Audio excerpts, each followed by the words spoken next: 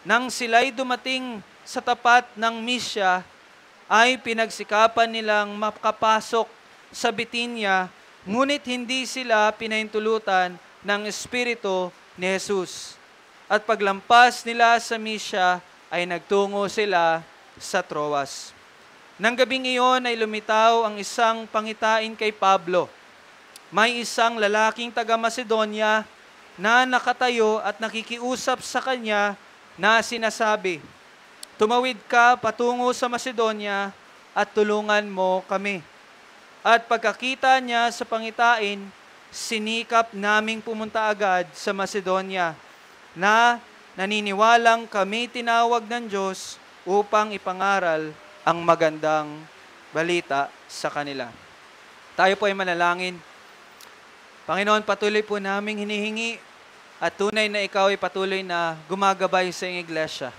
Hinihingi namin ang kalakasan sa pagsunod dito at ang puso na nagpapasakop at paisipan na attentive at intentional na makinig sa iyong salita. Palakasin mo kami, Panginoon, at ito'y aming masunod para po sa iyong kaluwalhatian. Hinihingi ko po ang iyong patuloy na paggabay sa pangangaral ng iyong salita para sa iyong kaluwalhatian at ikabubuti ng iyong iglesia. Ito aming panalangin. Amen.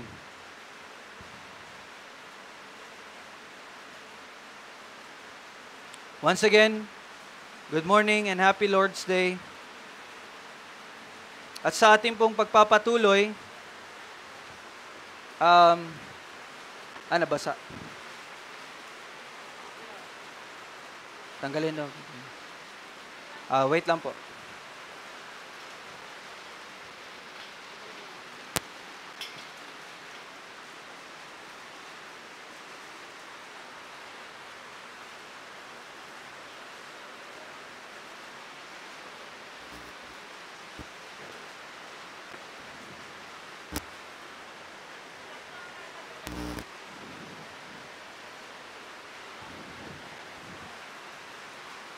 Okay. Okay na? Okay, pasensya na po. May parte po dito na hindi pa pala natin na-close, no? And okay.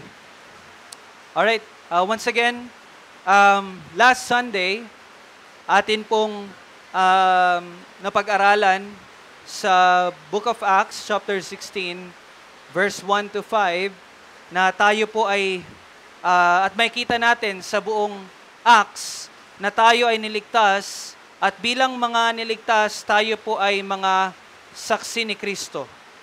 So, wag po nating alisin sa ating identity bilang mga Kristiyano na tayo ay mga saksi. Bilang mga niligtas, tayo din po ay mga saksi ni Kristo.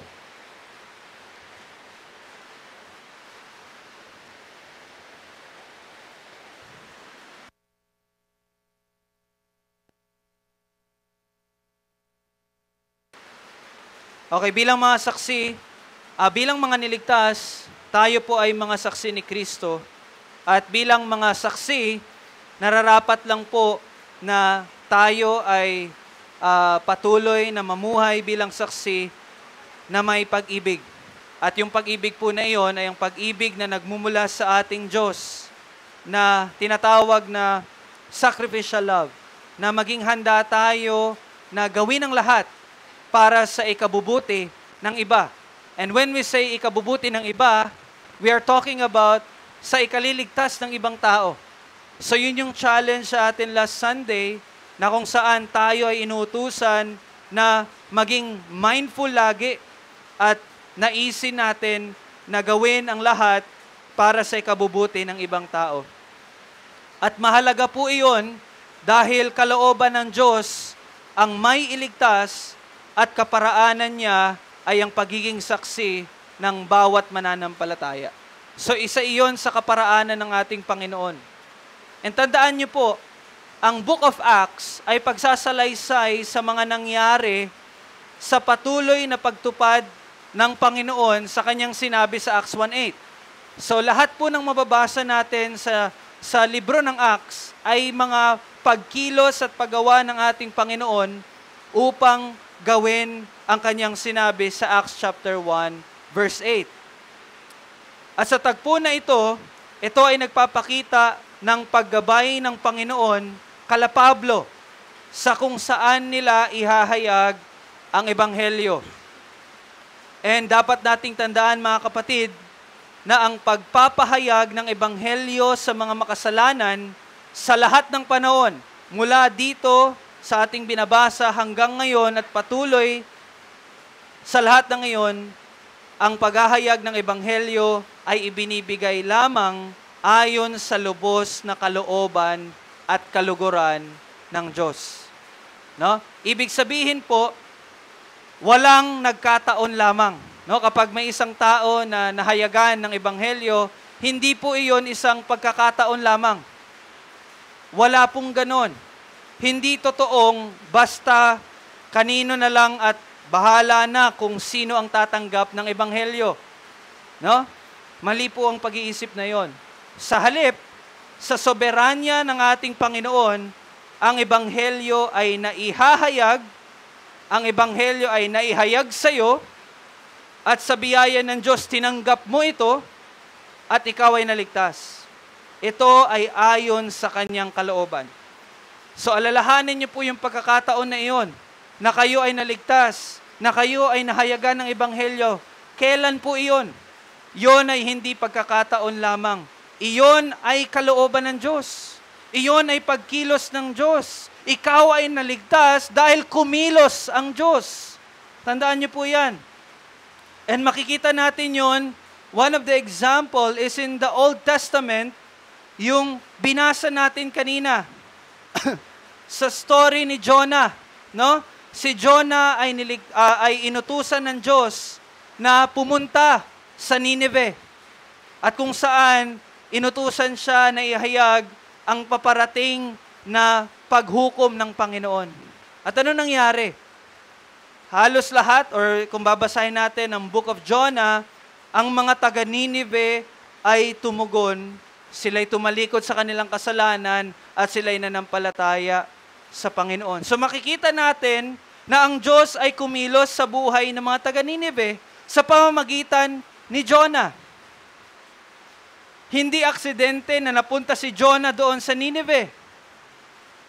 Dapat nga sa ibang lugar siya pupunta, di ba? Kasi ayaw ni Jonah. Pero anong nangyari?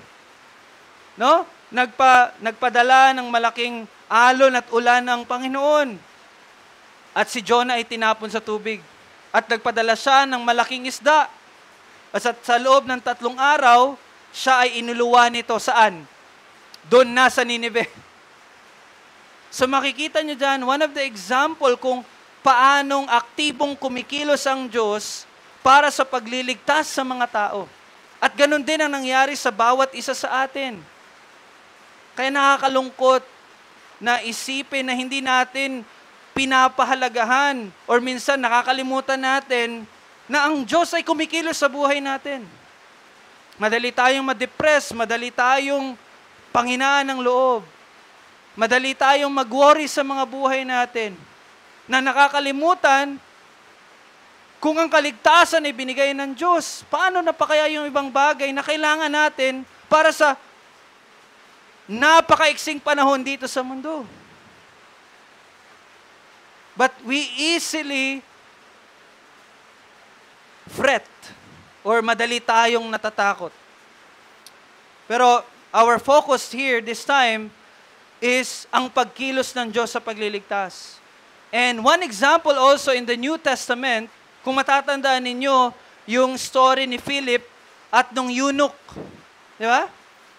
So Philip ay patuloy na naghahayag sa Samaria, but then ang Espiritu ay nagbigay ng direksyon kay Philip na dumaan papunta dito upang makita niya ang isang eunuch na nagbabasa ng salita ng Diyos. Pero hindi niya maunawaan. Binabasa niya yung Isaiah.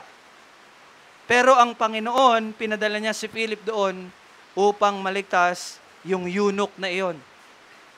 And one example, again, is si Peter. at ang sambahayan ni Cornelius. Di ba? Ang Panginoon ay nagbigay ng dream or pangitain kay Cornelius at ang Panginoon ay nagbigay din ng pangitain kay Pedro. Natatandaan niyo yung story na yon? Na kung saan makikita natin na pinagtagpo, no? Makikita natin yung pagkilos ng Diyos upang si Pedro ay pumunta sa sambahaya sa kala Cornelius. And si Cornelius naman, knowing na sabi ng Panginoon, ihahayag sa iyo ang salita na makakapagligtas sa iyo. Anong ginawa niya? Tinipon niya yung kanyang pamilya. At pagkatapos doon, sila ay sumampalataya at naligtas. So, dapat makita natin ang aktibong pagkilos ng Diyos para maihayag ang ebanghelyo at magligtas. At isa sa mga halimbawa pa rin ng aktibong pagkilos ng Diyos para maihayag ang ebanghelyo at maligtas ang mga tao ay dito sa ating binasa sa Acts chapter 16, verse 6 to 10. Ito ay isa sa mga halimbawa na iyon. Now, kung tatandaan po ninyo, in chapter 16, verse 1 to 5, sila Pablo kasama si Silas ay pumunta sa Derbe at napunta sa Lystra at Iconium na kung saan tinawag, nakita ni Pablo sino? Si Timoteo, di ba? At sinama ni Pablo si Timoteo. I was supposed to show a map. No? Dapat magpapakita ko ng map para mas ma-ano ninyo, ma-picture out ninyo. Kaya lang I forgot. Maybe it's not too late. Pwede ko po bang isend? Para lang makita po ninyo yung mapa at makita ninyo yung pagkilos ng biyahe, your missionary journey nila, Pablo. Pwede mo po bang ipakita, Ate Yana? So, sinend ko po siya sa GC at i-screen ano na lang, share ni Ate Yana. Pakita mo na lang din sa TV.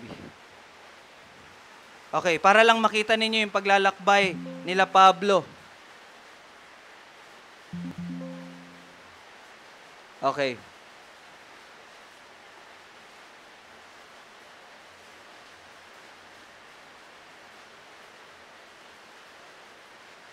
Huwag mo na i-share screen, pakita mo lang dyan. Sinend ko naman sa GC. Okay, nakikita nyo na po ba? Maliit. Okay, pero sa GC po, no, sinend ko po siya.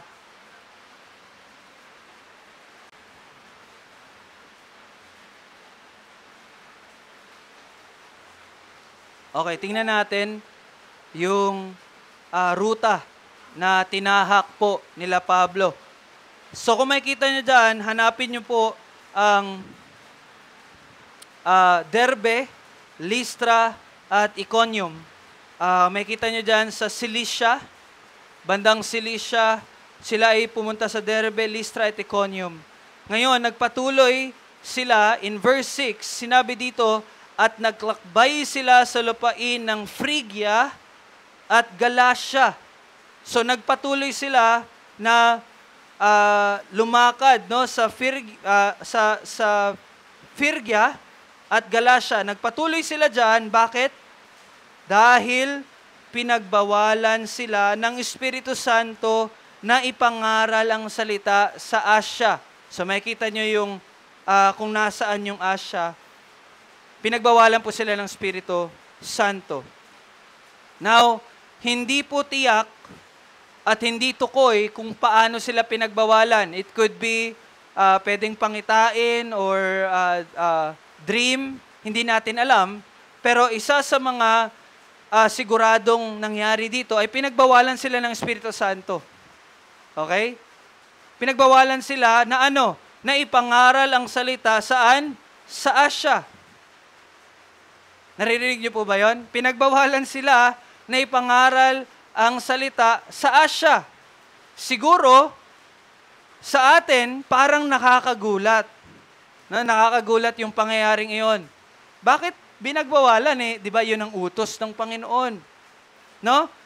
Nakakagulat Kasi pwede naman sanang ipangaral nila ito habang dumadaan sila doon. Pwede naman sana yun, di ba? At yun yung practical na maiisip ng bawat isa. Pero paalala po sa atin mga kapatid, ang ministeryo ng pagliligtas ng Diyos ay hindi po practical, hindi po sa pamamaraan na pragmatic. Pag sinabi nating pragmatic, kung ano yung nakikita nating best na gawin sa pagkakataon na iyon.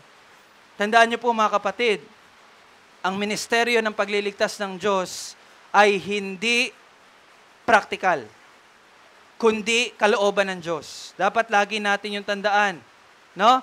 Kalooban ng Diyos. Ngayon, pinabayaan na lang ba ng Diyos yung Asya? Kasi di ba, binagbawalan sila. Pinabayaan na lang ba ng Diyos ang Asya?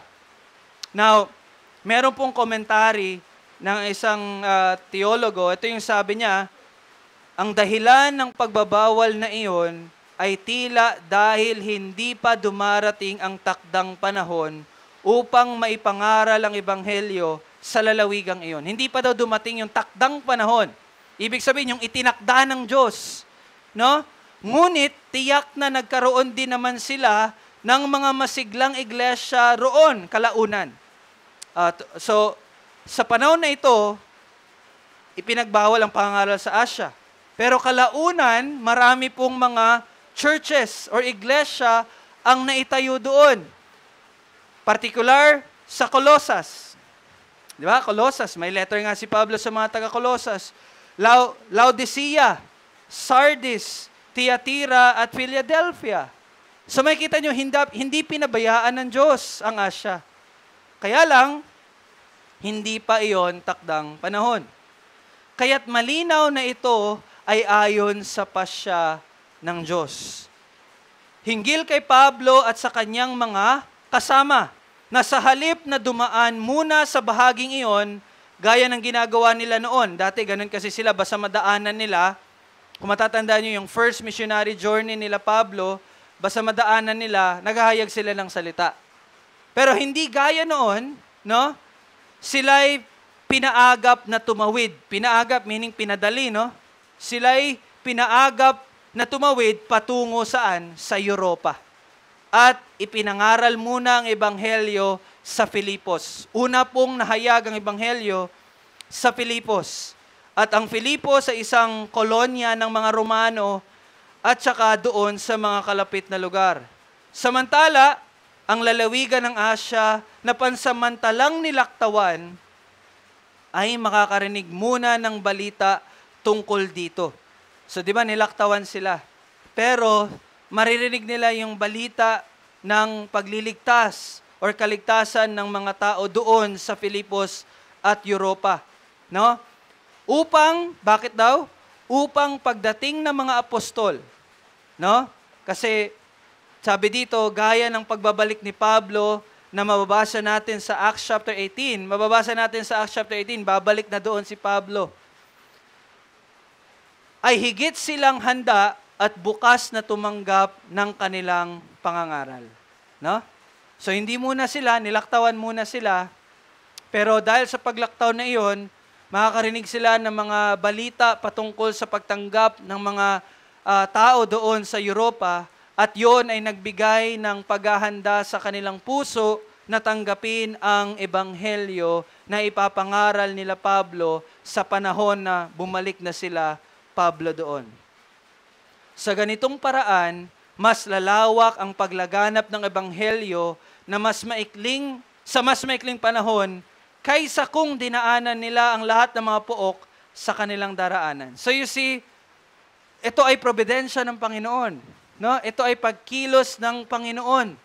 So makikita natin na ang paghayag ng ebanghelyo sa mga partikular na tao, partikular na lugar, ay nasa timeline at kaparaanan po ng Diyos. Tandaan po natin iyon. Ito ay according sa timeline at kaparaanan ng Diyos. Gaya nga po ng sabi natin kanina, walang nagkataon lamang. Hindi po yun nagkataon. And in verse 7, sa ating pagpapatuloy, nang sila'y dumating sa tapat ng Mysia. Nakita niyo yung Mysia, kung nasa yung Mysia? Ay pinagsikapan nilang makapasok sa Bitinya, ngunit hindi sila pinahintulutan ng Espiritu nino? Ni Jesus. So pangalawang pagkakataon, no? Pangalawang pagkakataon na pinigilan sila. Kasi naisip sana nila na ihayag ang salita sa Bitinya. Nakita niyo kung nasa yung Bitinya? Di ba? Bawal sila sa Asia. And yung Bitinya nandito lang sa taas. So, pwede sana na iyon ang lugar na kanilang pupuntahan na kung saan mahayag nilang salita. Pero anong nangyari? Sila ay pinagbawalan ng Espiritu ni Jesus. Siguro matatanong ninyo, ano yun? Iba ba yun sa banal na Espiritu?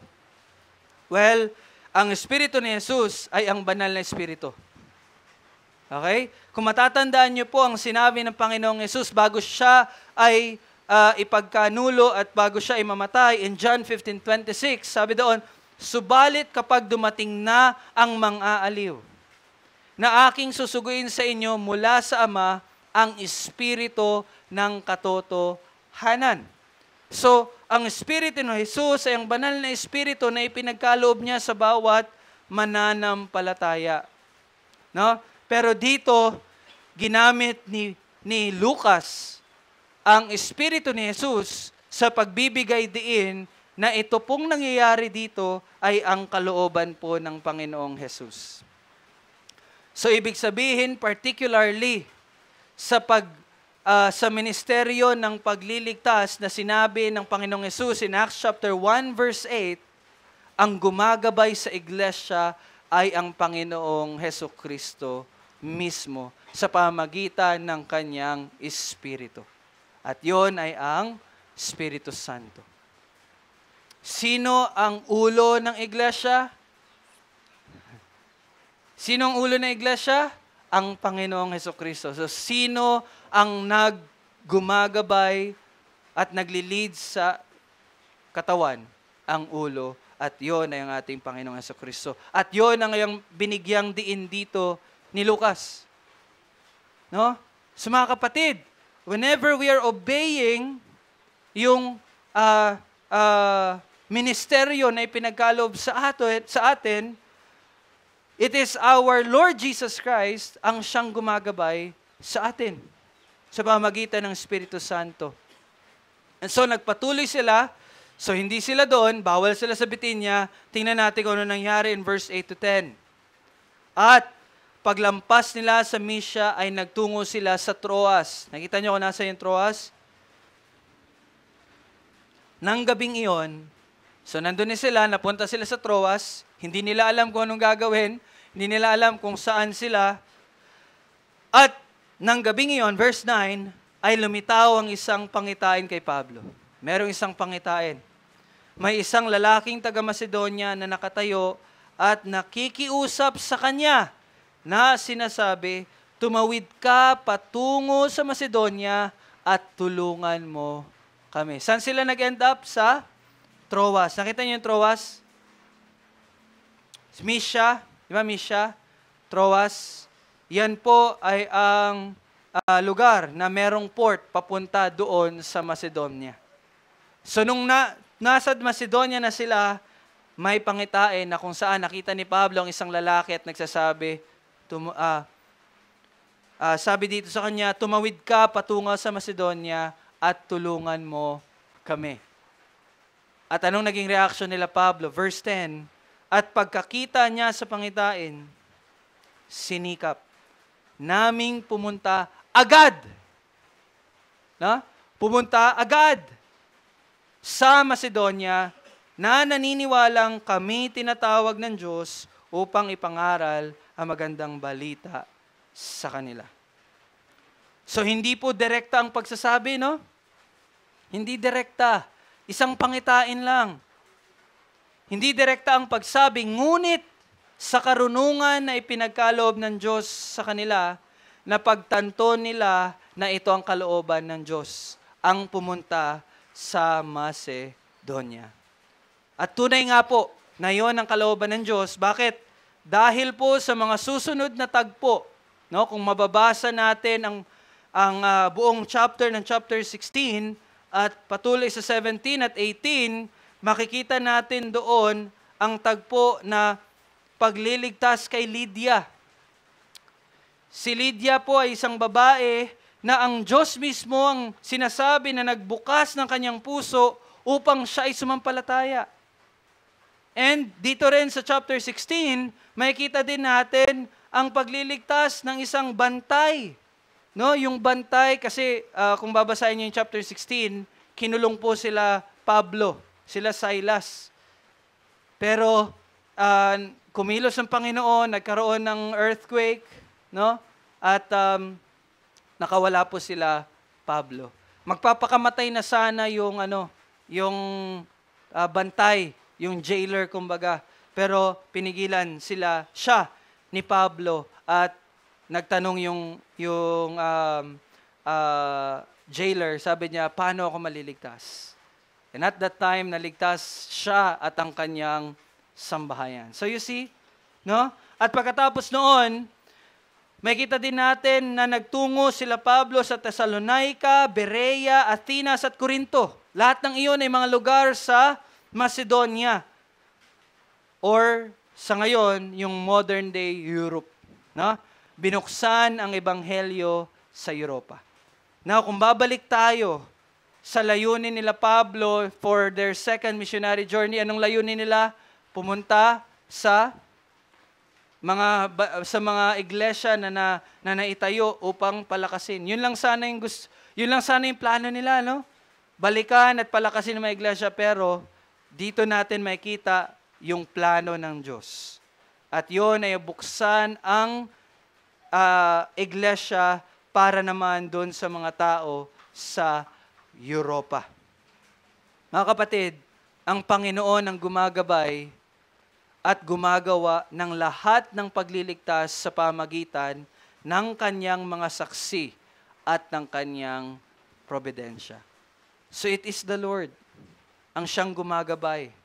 Kaya po mga kapatid, nararapat lang po, no, bilang application, bilang tugon sa salita at sa katotohanan na ating natutunan ngayon na ang Diyos ang kumikilos sa pagliligtas, hindi aksidente ang lahat.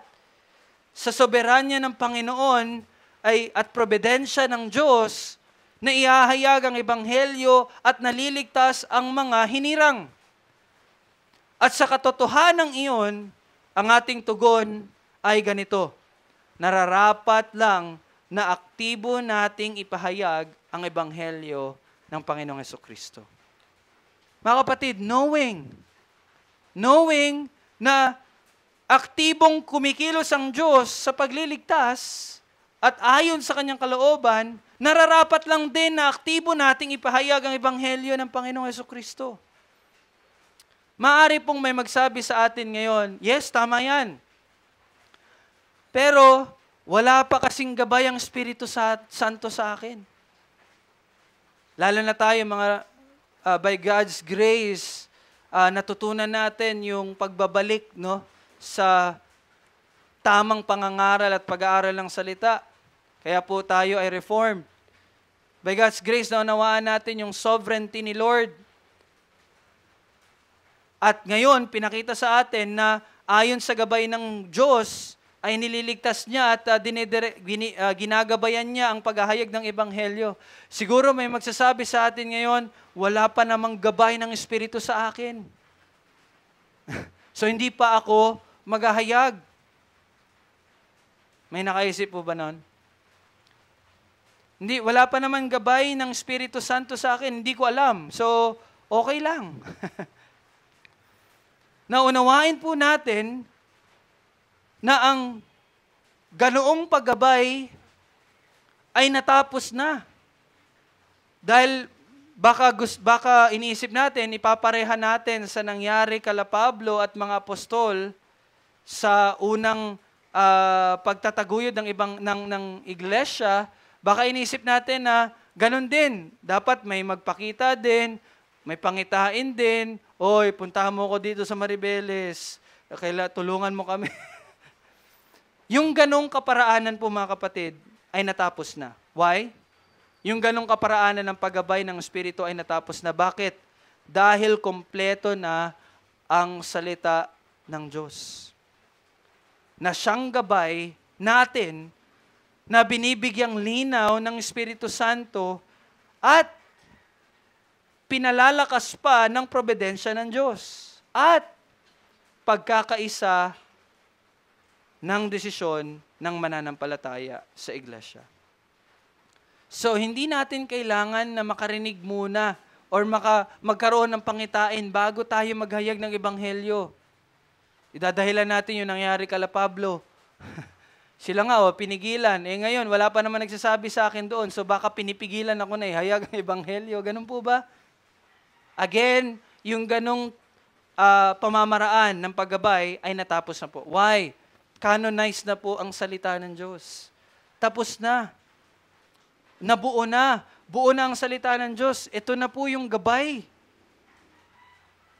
Naintindihan niyo po yun? Hindi na natin kailangan marinig.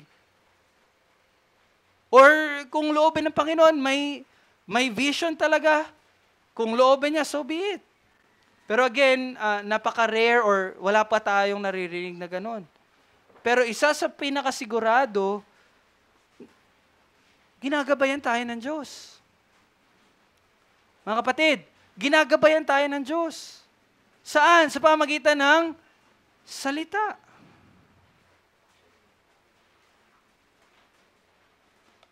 Ang tanong, ito na yung tanong, pinabasa ba natin? Inaaral ba natin ang salita? Sinisikap ba natin makita ang gabay ng Diyos sa Kanyang salita? Now, to be specific, sa ministeryo ng paghahayag ng Ebanghelyo, malinaw po ang gabay. Meron pong gabay na ang Diyos sa atin patungkol doon. Matthew 28. Anong sabi sa Matthew 28 verse 19? Kaya't sa paghayo ninyo, gawin ninyong alagad ang lahat ng mga bansa. At narito, ako'y kasama ninyo palagi hanggang sa katapusan ng Panginoon. Tanong, saan kami maghahayag? May gabay na po sa lahat ng mga bansa. Naririnig niyo yung gabay? Naririnig po natin yung gabay? Saan maghahayag? Sa lahat ng mga bansa. Teka, kailan naman? Kailan? Mula ngayon o mula noon hanggang sa katapusan ng panahon. Yun ang sinabi. Yun ang gabay sa atin.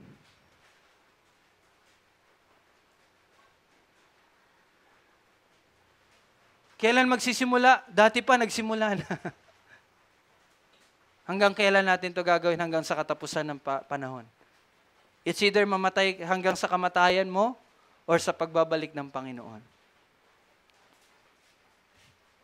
Mga kapatid, hindi po sa walang gabay ang Diyos sa atin. Meron pong gabay. Nandyan na. Ang problema po, patuloy lang talaga tayong sumusuway. Yun yung problema. At yan ay isa sa marka ng isang church ay malusog or healthy. Sila ay aktibong sumusunod sa ministeryo ng pagpapalaganap ng Ebanghelyo. And so surprisingly, nang natatag ang iglesia in Acts chapter 2 sa araw ng Pentecostes, wala na pong ibang gawain ang ginawa ang iglesia, kundi ang ihayag ang Ebanghelyo. Diba? Malinaw ang gabay.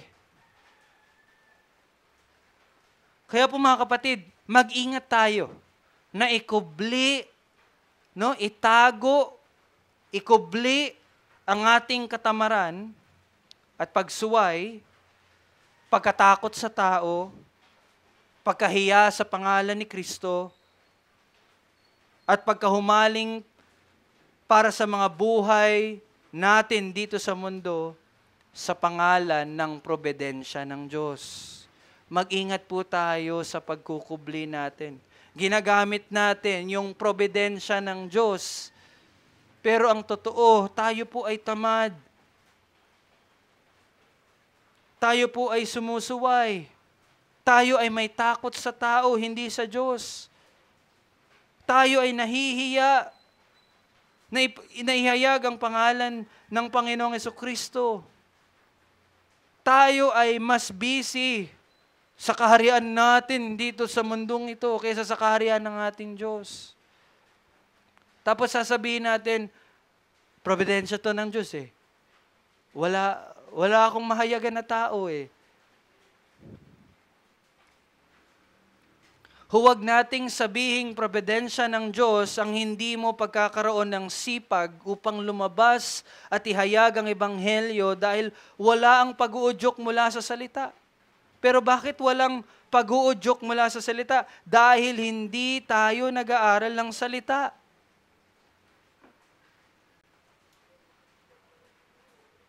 Ganon din ang dahilan ng hindi pa alam kung paano ihayag ang ebanghelyo. Siguro may ilan sa atin na magsasabi, paano ako maghahayag? Hindi ko alam paano ihayag. Dinadahilan natin yun. But ang problema po, kung hindi mo alam, bakit hindi ka nag-aaral ng salita? Nakikita niyo po yun? Iniisip natin, hindi ko alam paano ihayag. Ano yung mga salita na sasabihin ko?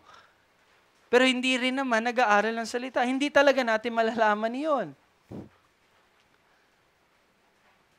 Huwag nating sabihing probidensya ang Diyos.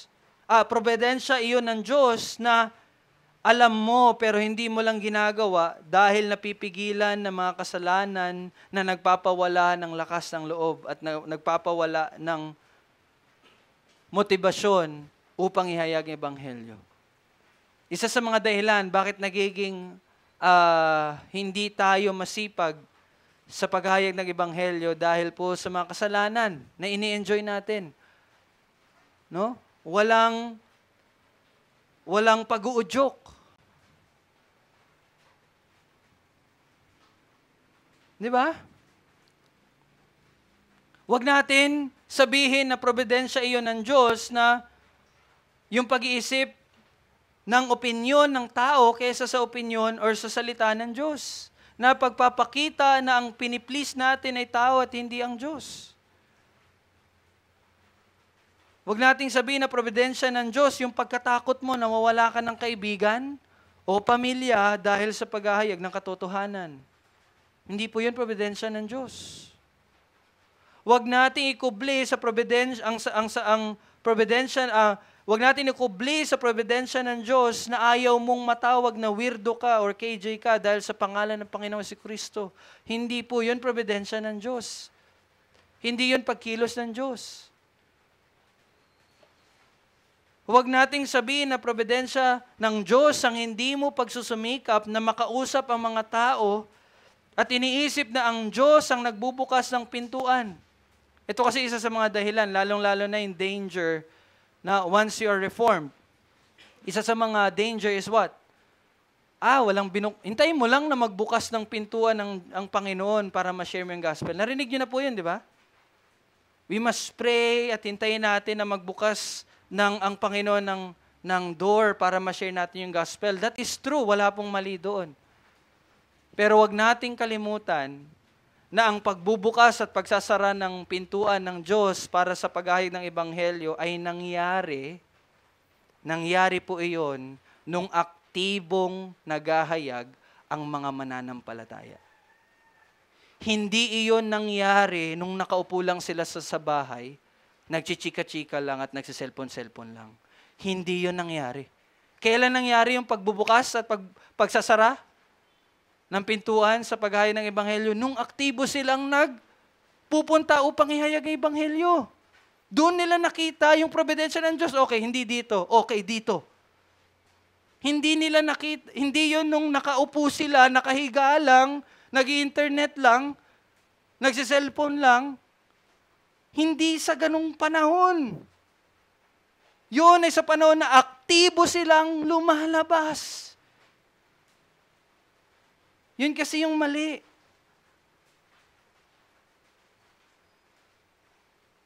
Kaya nagiging kontento tayo na walang ginagawa. At iniisip natin, will to ni Lord. Wala wala akong chance magayag ng ebanghelyo. Will to ni Lord. Ha? Hindi yun will ni Lord. Will mo yun. Na magpakasasa sa kasalanan ng katamaran, magpakasasa sa kasalanan ng walang pagbibigay ng panahon sa pananalangin at pag-aaral ng salita, kaya walang pag-uudyok sa'yo. Hindi na mamold yung pag-ibig natin para sa ibang tao. Why? Kasi we're not reading His Word.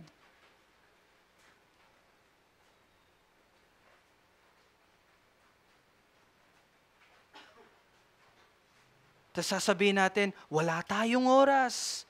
Sobrang busy natin. Totoo?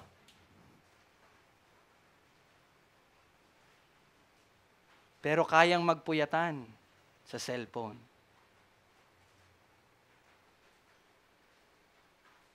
Ang dali nating isantabi. Mamaya na yan, pag-aaral, tsaka mamaya na, dami ko pang oras. Pagdating ng mamaya, inaantok na. Tulog na habang nagpe-pray.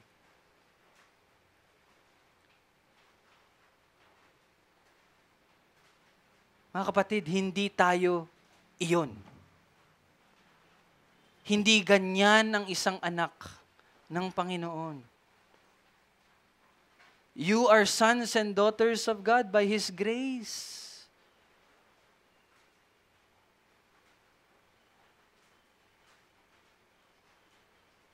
Pero nakakalungkot. Bakit? Di ba? Sabi doon sa video na napanood ko, sabi ni Mike Winger, alam mo, madali lang talaga unawain eh. Isipin mo, ikaw ay anak ng hari ng Inglaterra, no? Sa England. Kung ikaw ay isang anak ng hari ng Inglaterra at ikaw ay prinsipe at alam mo sa kalaunan ikaw ay susunod na magiging hari, sa tingin mo ba sa panahon na iyon magnanakaw ka? Gagawa ka ng mga kabulastugan? Sa tingin mo magagawa mo 'yon? 'Di ba hindi? Why? Kasi alam nila ako ang susunod na hari. Alam nila na ako ay anak ng hari. At hindi ako dapat mamuhay ng ganun. Naintindihan niyo yun? Kasi naunawaan niya kung sino siya.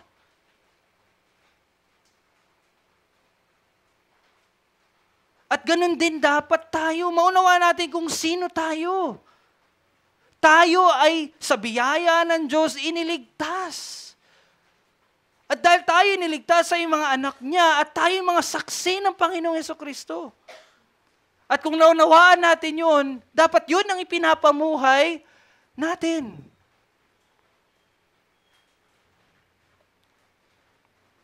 Kaya tumalikod po tayo sa ganoong pag-iisip. Huwag natin ikubli sa probidensya ng Diyos ang ating makasariling pamumuhay. Tumalikod na po tayo mga kapatid. Kaya mahihina tayo dahil sa ganun.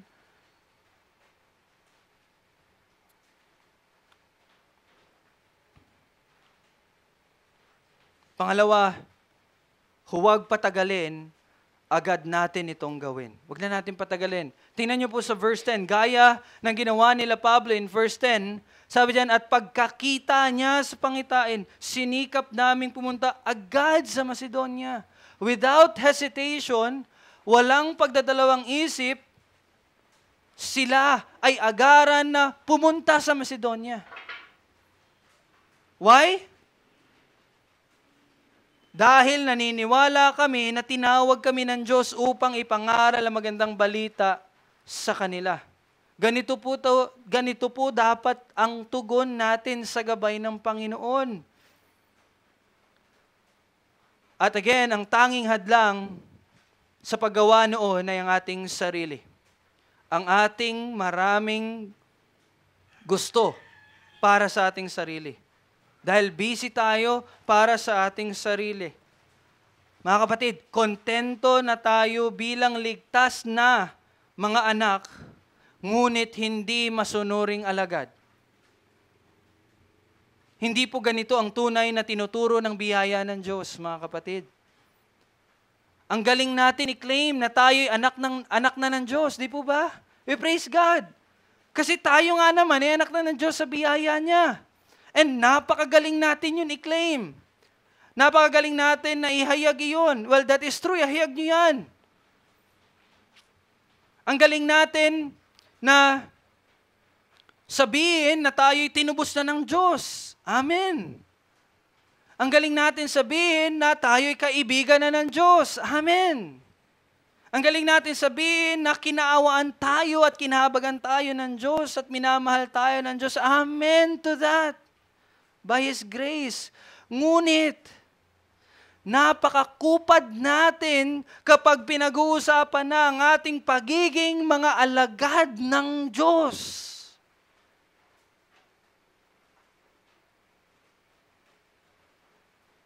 Hindi po aksidente ang munus triplex. Ano yung munus triplex? The three offices of Christ. Alam niyo yung tatlong offices ni Kristo?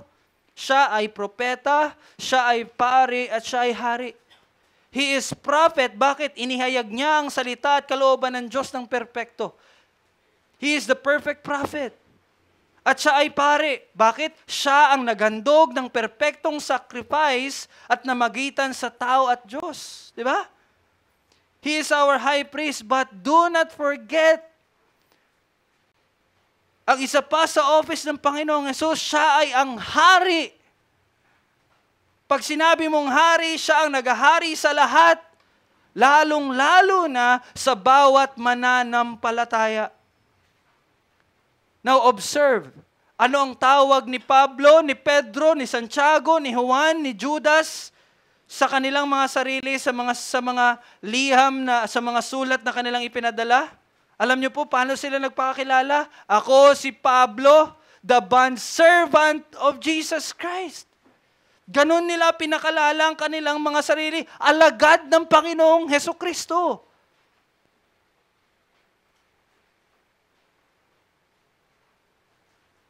Pero ngayon, ang mga mananampalataya ngayon, ako anak ng Diyos.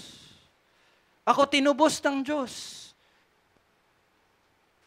Well, that is true by His grace.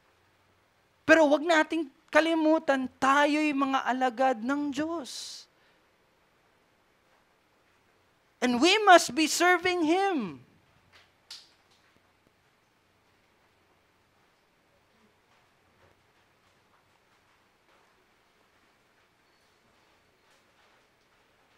Kahit na i-cost pa nito ang ating buhay. You know what? The unbelievers understood it. In history, we were watching K-drama last week about yun sa hari-hari. Doon ko nakita, naunawaan talaga ng mga alagad ang pagiging alagad. Pinoprotektahan talaga nila ang hari kahit mamatay sila. Give up nila yung sarili nilang pamilya dahil it is their service to serve their king. The unbelievers understood it, mga kapatid. Kung ano ang isang alagad sa kanilang hari. All the more, ganun dapat ang isang mananampalataya. Panahon na po para sumunod at magpasakop sa ating hari. Yung mga kapatid, tandaan po natin, lahat ng paghahayag at pagliligtas ay ayon sa kalooban ng Diyos. It is His grace, it is His will, it is His sovereignty.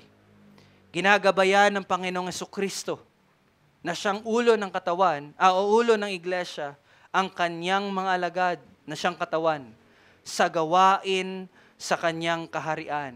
At yon ay ang pagliligtas. Kaya nararapat na tayo'y sumunod sa ating hari, ang ating Panginoong Hesukristo. Kaya maging aktibo tayo sa paghahayag ng Ebanghelyo at tayo'y gagabayan ng ating Panginoong Hesukristo. At siya ang gagawa at kikilos ito. Bakit? Ang kaligtasan ay sa Diyos. Let us pray. Panginoon, pinupuri ka namin at pinasasalamatan sa iyong salita at sa pagpapaalala sa katotohanan na sa iyong biyaya kami po ay niligtas mo. At yun ay hindi nangyari ayon sa kalooban ng tao, ngunit pinakita mo, O Diyos, ang iyong aktibong pagkilos, ang iyong aktibong paggawa ng pagliligtas sa bawat taong iyong inililigtas. At ang katotohanan ito ay nagbigay sa amin ng pagpapaalala sa katotohanan na kami ay mga anak mo, kami niligtas mo, at kami mga saksi mo, at kami ay mga alagad mo. I pray, O Lord, na sa iyong biyaya, mapalakas po ang bawat isa at ipamuhay ang pagiging saksi na sa lahat ng pagkakataon, ang aming salita ay ang Ebanghelyo ng Panginoong Hesukristo. Amen. Tayo po ay magsitayo.